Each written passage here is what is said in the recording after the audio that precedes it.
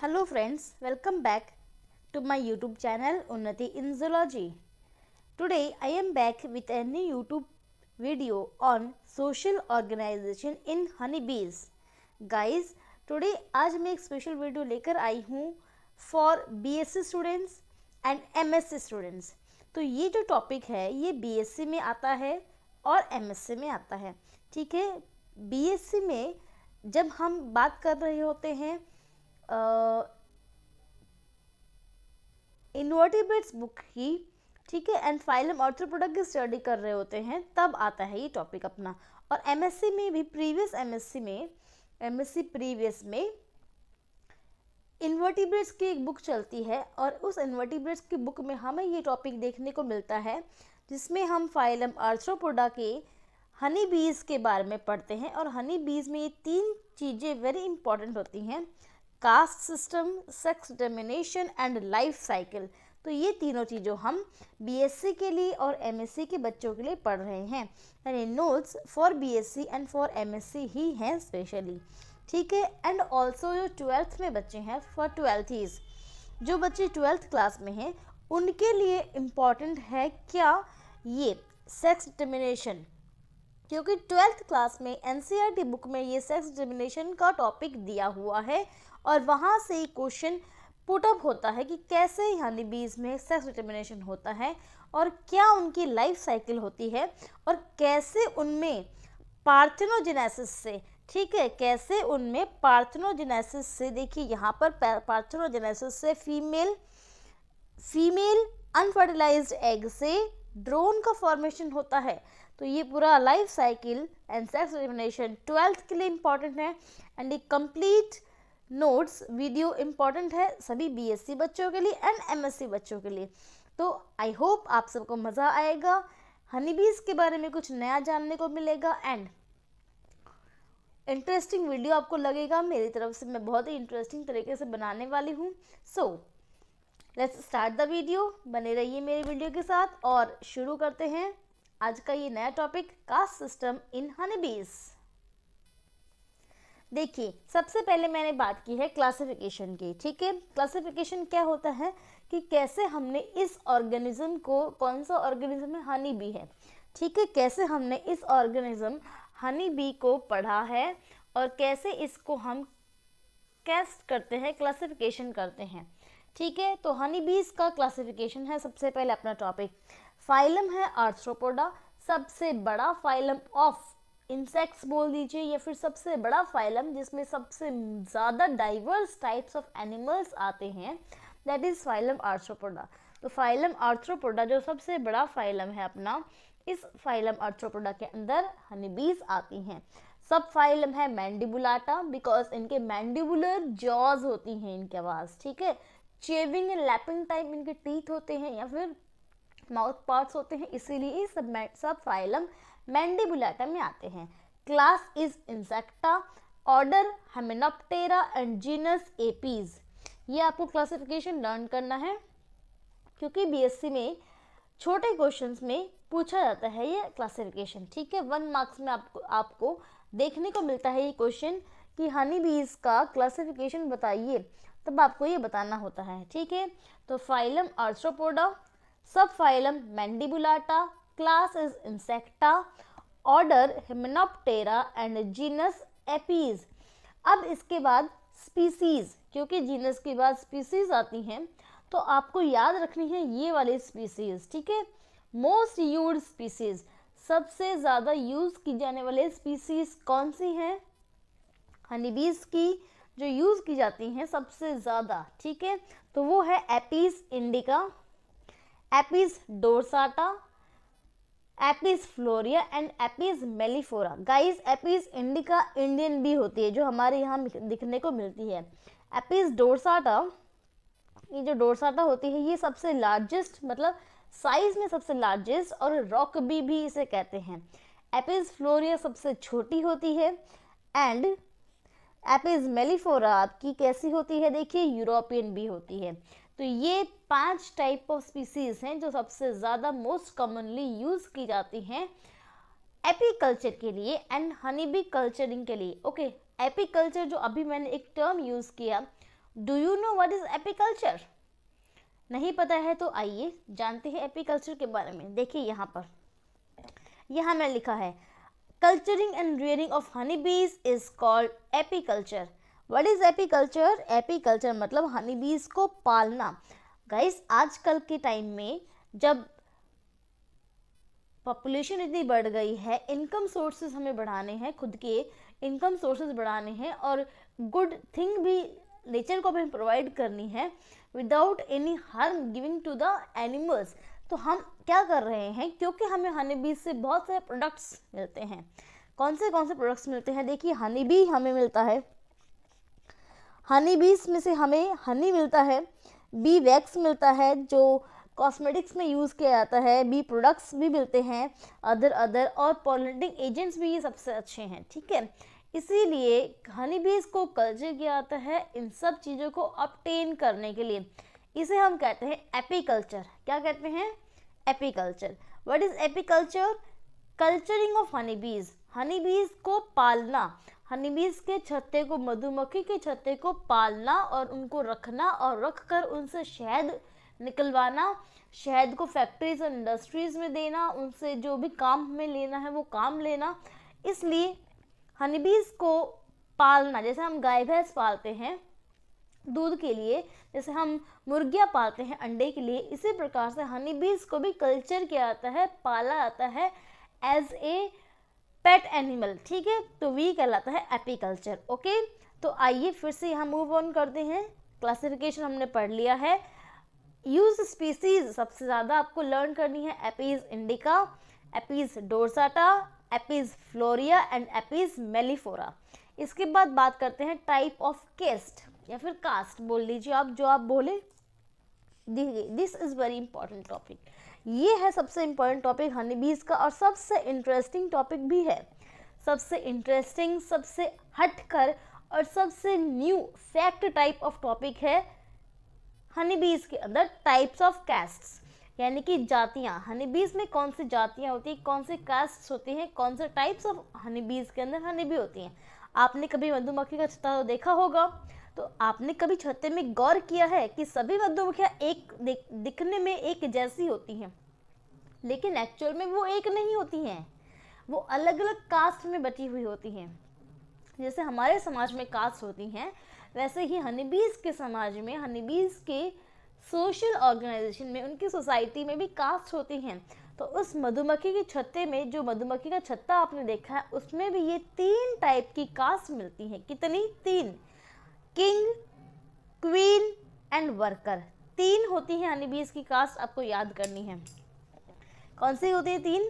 King, queen and worker, ठीक है। ये देखिए, this one is the third, worker. King के बारे में जान लेते हैं। किंग मतलब ड्रोन, ड्रोन का मतलब होता है मेल, आदमी, ठीक है। पुलिंग जो होते हैं ड्रोन होते हैं वो, तो किंग होता है ड्रोन। हैप्लॉइड होता है, आपको रिमेंबर रखना है हैप्लॉइड। गाइस हम जूलॉजी के बच्चे हैं और हैप्लॉइड एंड डिप्लॉइड 2 टर्म्स है जो हमें हमेशा याद रखने हैं। तो haploid means single set of chromosomes या फिर एन कंडीशन जिसको हम बोलते हैं, ठीक है। And diploid means double set of chromosome जिसे हम 2n कंडीशन बोलते हैं। तो ये आपको रिमेंबर रखना है, क्रोमोसोम्स के आधे सेट को हैप्लॉइड कहते हैं एंड क्रोमोसोम्स के डबल सेट को डिप्लॉइड कहते हैं। हैप्लॉइड क्रोमोसोम अगर है किसी में तो वो हैप्लॉइड है। और ये एक किंग जो है, ये ड्रोन जो होते हैं इन्हें ड्रोन भी कहते हैं। मेल को ड्रोन कहते हैं हनी बीज की सोसाइटी में, और ड्रोन हैप्लॉइड मेल होते हैं। हैप्लॉइड मेल मतलब n होते हैं, क्रोमोसोम नंबर उनमें आधे होते हैं। And this is a very important fact कि क्यों क्रोमोसोम नंबर आधे होते हैं, तो मुझे कमेंट में ज़रूर आंसर दीजिएगा। लास्ट तक जब आप वीडियो को देख लेंगे तो आपको ये चीज़ समझ में आ जाएगी कि मेल हैप्लॉइड क्यों है, क्यों मैंने हैप्लॉइड मेल कहा। क्रोमोसोम्स किंग के अंदर आधे क्यों होते हैं, पूरे नहीं होते हैं, ठीक है। और नंबर कितने हैं? सेवरल, मतलब कि आप देख सकते हैं हनी बीज के अंदर अगर थाउजेंड्स ऑफ हनी बीज एक मधुमक्खी के छत्ते में हैं तो उसमें से 100 के लगभग आपके किंग होंगे या फिर आप बोल सकते हैं ड्रोन होंगे, ठीक है। किंग किसको बोलेंगे हम, स्पेशली किंग हम उसी को बोलेंगे जो क्वीन के साथ नप्शियल फ्लाइट करेगा। अच्छा, नप्शियल फ्लाइट क्या है, देखिए नप्शियल फ्लाइट मतलब जब किंग एंड क्वीन फ्लाई करते हैं, किंग एंड क्वीन फ्लाई करते हैं और मीटिंग करते हैं, नेक्स्ट जनरेशन को फॉर्मेशन करने के लिए फर्टिलाइजेशन करते हैं, सिंगैमी करते हैं अपने गैमेट्स की, तो उसे हम नप्शियल फ्लाइट कहते हैं। और इसमें जो यूज़ होते हैं वो पेयर है किंग एंड क्वीन। इसके अलावा जो सारे के सारे मेल होते हैं वो ड्रोन कहलाते हैं, हैप्लॉइड होते हैं और सेवरल इनका काम है। और सबसे अच्छी बात, मेल का कोई काम नहीं है नप्शियल फ्लाइट के अलावा। इस पूरे के पूरे हनीबीज के वीडियो में आप देखेंगे हमने कहीं भी किंग को या फिर ड्रोन को यूज़ नहीं किया है, ओनली फॉर नप्शियल फ्लाइट। तो इतना ही काम है। और very good and interesting fact about this thing is, जब नप्शियल फ्लाइट में एक बार ड्रोन का यूज़ हो जाता है तो उस ड्रोन को छत्ते से बाहर निकाल दिया जाता है, उसकी एंट्री भी बैन हो जाती है उस हनीबी के अंदर, हनीबी के कॉम्ब के अंदर, है ना। तो this is a very important fact जो आपको याद रखना है। Next is about queen. Queen देखिए फीमेल भी होती है, सिंगल होती है। This is a very important term, queen भी हमेशा सिंगल होती है। रानी तो एक ही होगी ना, कई रानियां तो हो नहीं सकती, राजा कई हो सकते हैं। राजा कौन है, जो रानी के साथ रहेगा वही राजा है, ठीक है। और रानी कौन है, रानी सिर्फ एक है, डोमिनेटिंग लेडी है, जो डोमिनेटिंग फीमेल होगी उस सोसाइटी की, और जिसने स्पेशल थिंग एक ईट की होगी अपने जीवन में, जो स्पेशल लाइफ जीती है, रॉयल लाइफ जीती है, वो होती है क्वीन। फीमेल होती है, ये सिंगल होती है, एक ही होती है, एंड डिप्लॉयड होती है।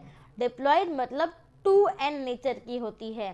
क्वीन के अंदर डबल सेट ऑफ क्रोमोसोम पाए जाते हैं। And the very important thing, queen fertile होती है। फर्टाइल मतलब क्वीन के पास कैपेसिटी है अंडे देने की, क्वीन के पास कैपेसिटी है किंग के साथ मेट करने की, नप्शियल फ्लाइट करने की, या फिर बच्चे देने की कैपेसिटी है इस क्वीन में। And leader of the hive, और सबसे खास बात, queen leader of the hive होती है, छत्ते की रानी होती है, इसलिए तो क्वीन कहा है, ठीक है। तो I hope king and queen आपको समझ में आ गए होंगे। And this is a very important thing, king बहुत सारे होते हैं लेकिन क्वीन एक ही होती है। किंग हैप्लॉइड होते हैं लेकिन क्वीन डिप्लॉयड होती है। King is not the leader and king has no other role, but queen is the leader of the hive and queen has other roles to control the hive, to control everyone, to rule upon everyone is a function of the queen, ठीक है। ये होता है queen का function. Now move on करते हैं next cast पे, that is worker. सबसे छोटी जात, सबसे कम, सबसे लोएस्ट कैटेगरी जो होती है वो होती है workers. Very good thing and a very interesting topic, interesting thing about workers is that workers are sterile females. This is a thing, this is the word which we need, sterile। workers sterile होते हैं, मतलब workers के पास अंडे देने की capacity नहीं होती है। वर्कर्स के पास कैपेसिटी नहीं होती कि वो किंग के साथ नप्शियल फ्लाइट कर सकें या फिर बच्चे दे सकें। तो वर्कर्स कैसे हो गए, स्टेराइल, क्योंकि क्वीन किसी और को कुछ भी नहीं करने देगी, क्योंकि क्वीन का लीडरशिप जो रखना है, इसीलिए वर्कर्स स्टेराइल होती हैं। लेकिन होती ये भी फीमेल हैं, सारी की सारी स्त्रीलिंग होती हैं, सारी की सारी फीमेल्स होती हैं जो काम करती हैं सारा, इसलिए इनका नाम है वर्कर्स। और ये भी डिप्लॉयड होती हैं एंड इनके नंबर है थाउजेंड्स इन नंबर। क्या है इनके, थाउजेंड्स इन नंबर, सबसे ज़्यादा संख्या में वर्कर्स होते हैं, ठीक है। सबसे मोस्ट अमाउंट में, जो सारे के सारे आपने मधुमक्खियाँ देखी होगी यहाँ वहाँ फूलों से रस लाते हुए, फूलों से रस को कलेक्ट करते हुए, फूलों के ऊपर आपने देखी होंगी, या हनी बी की कॉम्ब के अंदर जो रहती हैं वो वर्कर्स होती हैं कि जो सारा काम करती हैं। अब देखिए वर्कर भी दो टाइप की होती हैं, ठीक है, दो टाइप की वर्कर होती हैं और सबसे छोटी होती हैं ये, छोटी मतलब साइज में भी छोटी होती है, किंग एंड क्वीन से साइज में छोटी होती है वर्कर्स।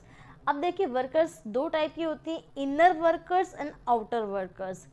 इनर वर्कर्स मतलब वो वर्कर्स जो हनी कॉम्ब के अंदर, बी हाइव के अंदर, ठीक है, हनी कॉम्ब बी हाइव मतलब मधुमक्खी का छत्ता, तो मधुमक्खी के छत्ते के अंदर हनी कॉम्ब के अंदर काम करती हैं, अंदर का काम निपटाती हैं, जैसे कि सफाई का काम हो गया, क्लीनिंग का काम हो गया, डस्टिंग का काम हो गया, कलेक्शन का काम हो गया, हनी को बनाने का काम हो गया, रानी की देखभाल करने का काम हो गया, क्वीन की देखभाल का काम हो गया, किंग की देखभाल का काम हो गया, या फिर जो अंडे दिए हुए हैं, एग जो हैं, उन एग की प्रोटेक्शन करना, बाकी सारा अंदर का घर का काम करना, दैट इज इनर बीज। वो अंदर का काम करेंगी, वो बाहर नहीं जाएंगी, वो घर के अंदर रहेंगी और घर के अंदर का काम करेंगी। और आउटर, आउटर मतलब वो जो बाहर जाएंगे और बाहर का काम करेंगी। अच्छा, बाहर क्या काम है मधुमक्खियों को? फूलों से रस लाना, ठीक है, फ्लावर्स से नेक्टर को कलेक्ट करके लाना। एक फ्लावर है, उस फ्लावर से नेक्टर को कलेक्ट करके लाना और नेक्टर को कलेक्ट करके लाकर रूम के अंदर स्टोर कर देना, हनी बी कॉम्ब के अंदर स्टोर कर देना, जिससे उसको हनी बनाने के लिए यूज़ किया जा सके। तो ये आउटर होती हैं जो सारा बाहर का काम करती हैं, ठीक है। सो आई होप आपको ये चीज़ समझ में आई होगी, कास्ट सिस्टम इन हनी बीज। तो क्वेश्चन बीएससी में वेरी इंपॉर्टेंट यहाँ से आता है और बनता है कि हनी बीज में कास्ट सिस्टम बताइए, तब आपको सारा का सारा ये डीपली बताना है। 6 मार्क्स का एक क्वेश्चन आता है बेटा जी, types of castes, and specially BSc और एमएससी में तो ये क्वेश्चन आता ही आता है, ठीक है। टाइप्स ऑफ कास्ट, किंग के बारे में हमें बात करी, ड्रोन होता है, हैप्लॉइड मेल होता है, बहुत सारे होते हैं। क्वीन फीमेल होती है, सिंगल होती है, एक ही होती है, डिप्लॉयड होती है और फर्टाइल होती है, लीडर ऑफ द हाइव होती है। वर्कर्स स्टेराइल फीमेल्स होती हैं, डिप्लॉयड होते हैं, थाउजेंड्स इन नंबर में होते हैं, सबसे छोटी साइज में होती हैं और दो टाइप्स की होती हैं, इनर वर्कर अंदर का काम करने वाली, आउटर वर्कर बाहर का काम करने वाली। ये है कास्ट सिस्टम इन हनी बीज, ठीक है। नाउ मूव ऑन करते हैं सेक्स डिटर्मिनेशन। जितना इम्पोर्टेंट ये टॉपिक था बेटा जी, उतना ही इम्पोर्टेंट ये टॉपिक है for BSc MSc and also for 12th class के लिए भी इम्पोर्टेंट है ये, तो मैं लिख देती हूँ यहाँ पर। ये बीएससी में भी आता है, एमएससी में भी आता है एंड 12th बोर्ड में तो आता ही आता है, ठीक है बेटा जी। तो वेरी इंपॉर्टेंट टॉपिक है, इसीलिए मैंने इसको सेंटर में करा है। अब हम जानेंगे कि कैसे हनीबीज के अंदर सेक्स डिटर्मिनेशन होता है, कि कैसे उनका मेल बनता है, कैसे उनका फीमेल बनता है और कैसे ये वर्कर बनती हैं।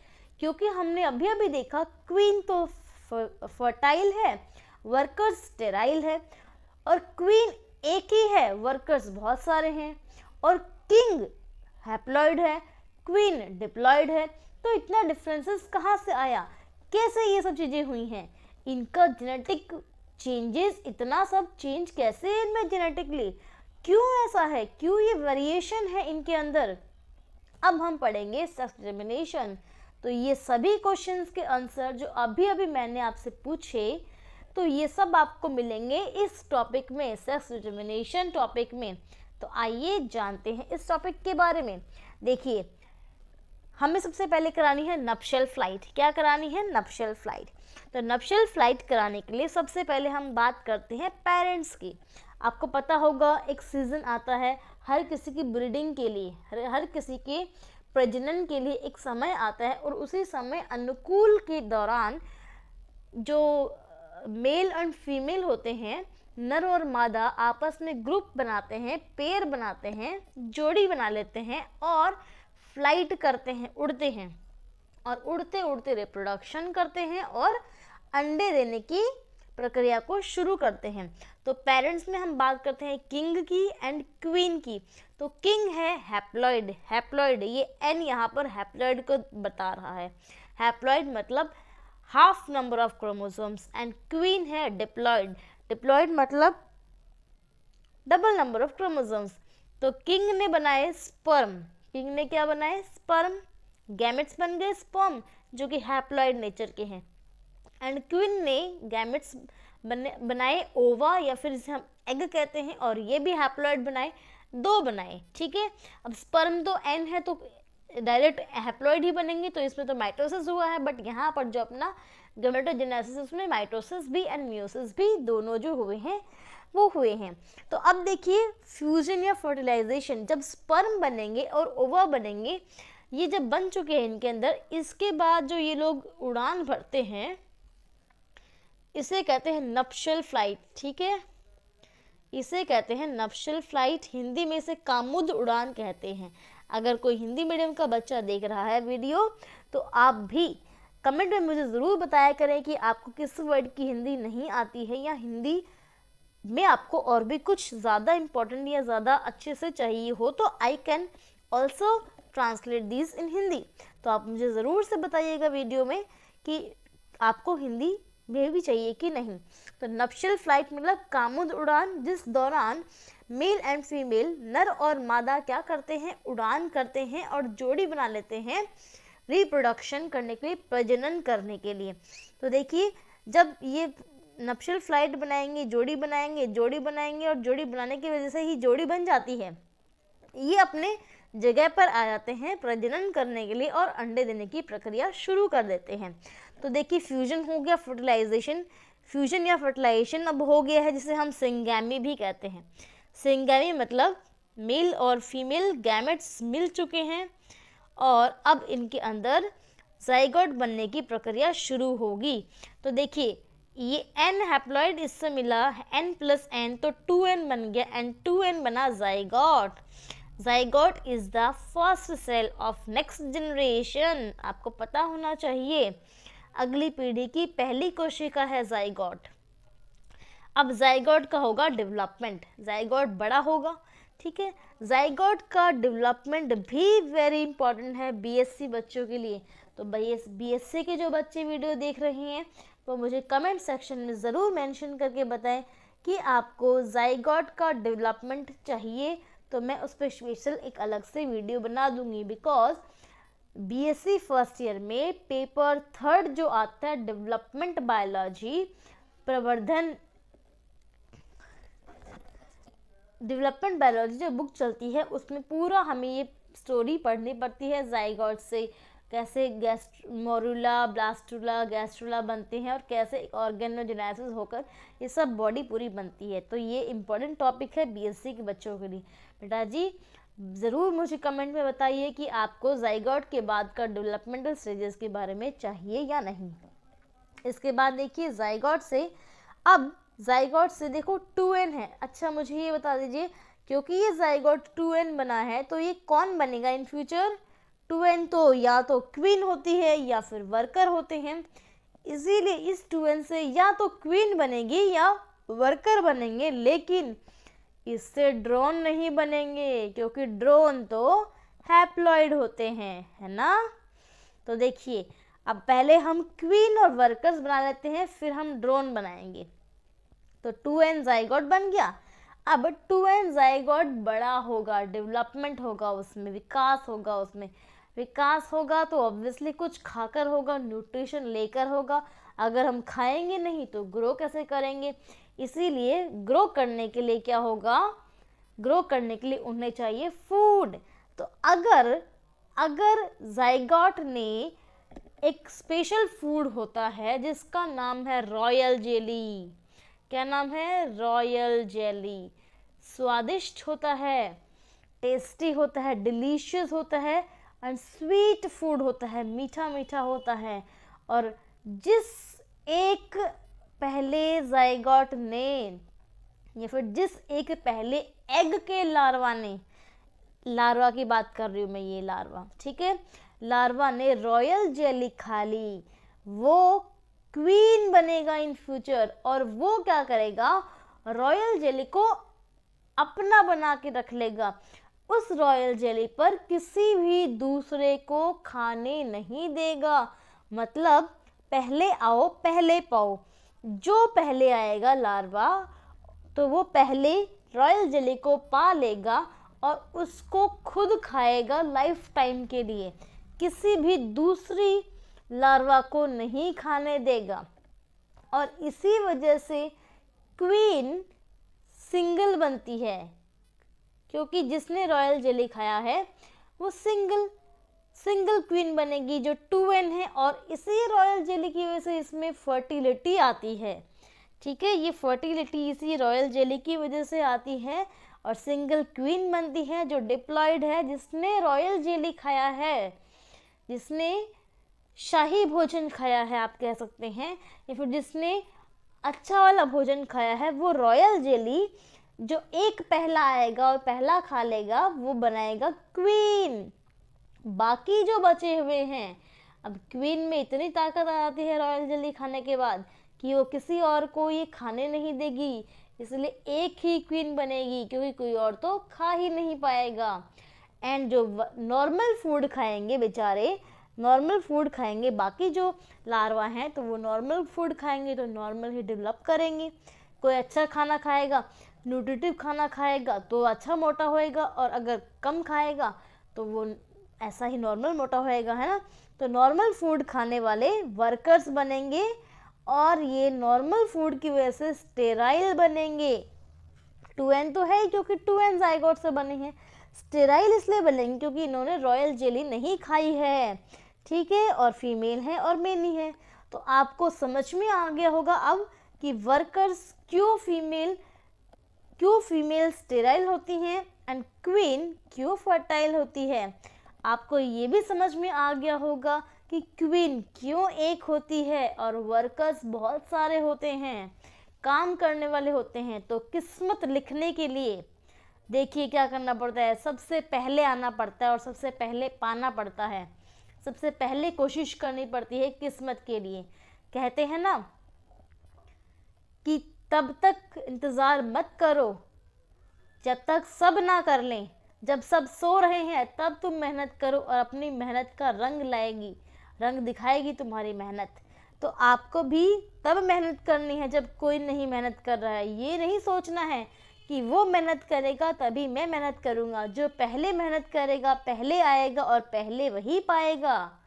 ठीक है बेटा जी, तो अपनी मेहनत बनाए रखिए। बोर्ड्स में, बीएससी में, एमएससी में, जिस भी क्लास में आप पढ़ रहे हैं अच्छे मार्क्स लाइए और हमेशा कोशिश कीजिए कि आप द बेस्ट अपना दें, बाकी तो ऊपर है ही। आपको समझ में आया होगा डेवलपमेंट के बारे में कि रॉयल जेली खाने वाले बनेगी क्वीन एंड नॉर्मल फूड खाने वाले बनेंगे वर्कर्स। ठीक है, तो इस प्रकार से हमने क्वीन का फॉर्मेशन कर लिया है, क्वीन का सेक्स डिटरमिनेशन हो गया है एंड वर्कर्स का हो गया है। अब बचे किंग, ड्रोन, मेल कैसे बनेंगे। तो मेल तो हैप्लॉइड होते हैं। अब देखिए यहाँ पर जो एक हैप्लॉइड एग बचा था, देखिए 2 एग बने हैं, ठीक है। तो ये 2 एग में से एक एग तो फ्यूजन हो गया इसके अंदर, फर्टिलाइजेशन हो गया और बन गया जाइगोट, और जाइगोट से आगे डेवलपमेंट के अकॉर्डिंग बन गया, खाने के अकॉर्डिंग। 2n था इसलिए ये फीमेल्स बनी, बट जो ये एक अनफर्टिलाइज्ड एग है जिसका फर्टिलाइजेशन विथ स्पर्म नहीं हुआ। अगर स्पर्म और होता तो हो जाता, बट स्पर्म नहीं है, ठीक है, या फिर किसी भी कंडीशन की वजह से ये फर्टिलाइजेशन नहीं होता है, और ये जो अनफर्टिलाइज्ड एग है ये डायरेक्टली डेवलपमेंट कर लेता है, तो ये बनाता है ड्रोन। ठीक है, this is known as parthenogenesis, very important term and very important definition। Parthenogenesis क्या होती है?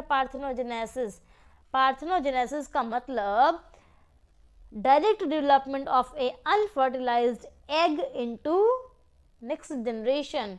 जब नेक्स्ट जनरेशन का डेवलपमेंट डायरेक्टली अनफर्टिलाइज्ड एग से हो जाए, बिना किसी फर्टिलाइजेशन के, बिना किसी मतलब के, डायरेक्टली जब एक ओवा सीधा ही नेक्स्ट जनरेशन में बन जाता है। देखिए ये ओवा सीधा ही तो नेक्स्ट जनरेशन में बना है, इसीलिए एन से एन बना है।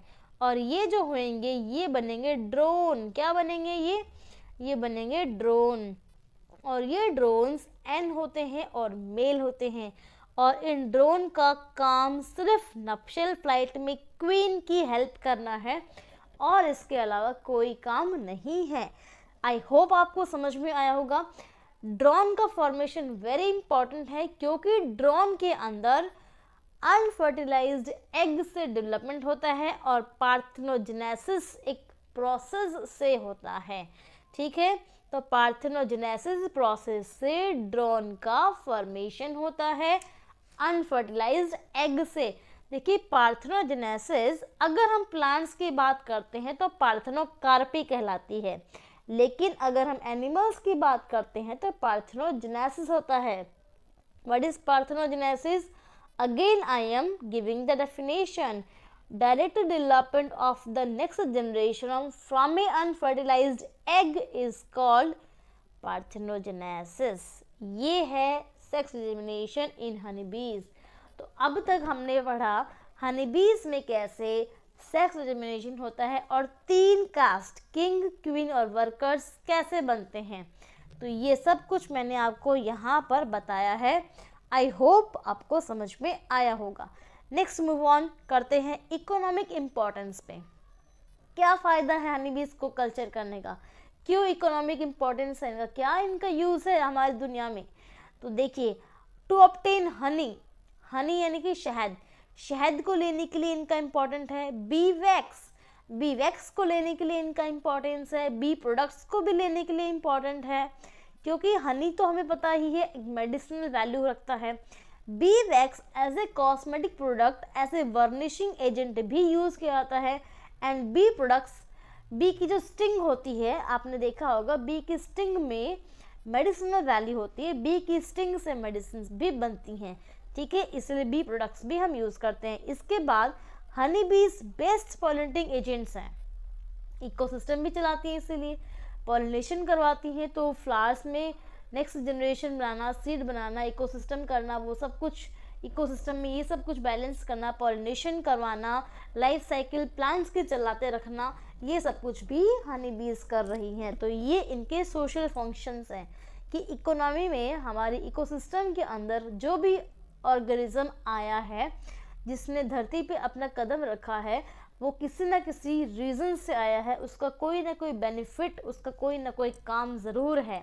तो हनी बीज जो हमें दिखती हैं, हमें यहाँ वहाँ दिखती हैं और हम कभी भी नहीं ध्यान लगाते हैं कि ये क्यों है दुनिया में।